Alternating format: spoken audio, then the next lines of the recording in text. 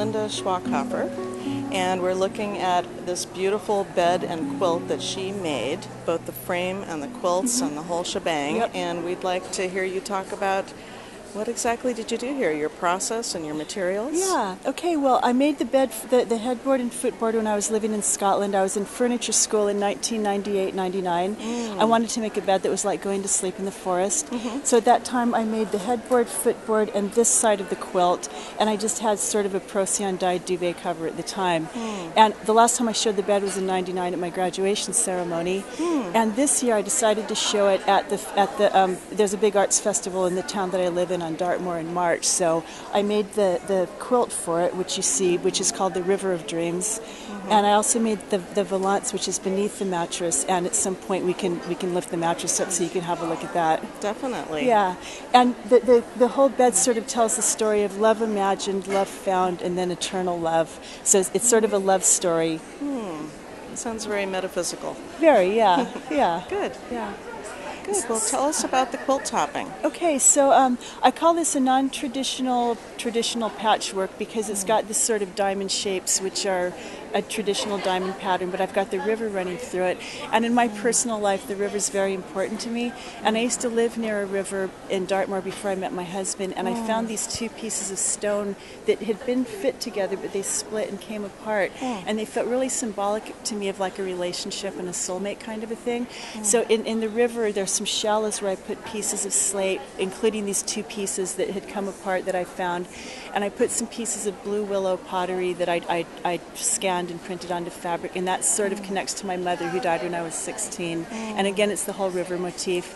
And I've also put two fish in the river that sort of represent me and my husband, and fish are really important to me in a lot of my artwork and my river imagery. So here we are in the back, and there's a poem and a figure back here. Yes, the back of the quilt, when I made this in 99, it was just sort of a yellowy green, not very nice fabric. And when I knew when I was going to be showing it again, it would be in the round. So I wanted I painted the back with fabric paints. The fireflies sort of came in while I was doing it, and the new moon was in the sky while I was painting, and I thought that should be on the back of this quilt. And then I just wrote this poem that I put on the back. And it just tells about crossing the threshold of the forest of dreams and dreaming, and then your dream becoming reality. So it's just sort of kind of echoes what's going on in the whole bed, really. Beautiful. Yeah. Well, let's have a look at the hidden valance. Okay, great. Yeah. Well, this represents the eternal aspect of love, where the quilt here was love imagined and the quilt on top of the bed was love found. This is love eternal. And these images are a brass monument from a church in Cambridgeshire in England. And this is Sir Richard de Creek and his lady Elaine de Creek. And this is from 1325, and in those days when people of nobility or very high up were dead and buried, there were these brass memorials put in churches.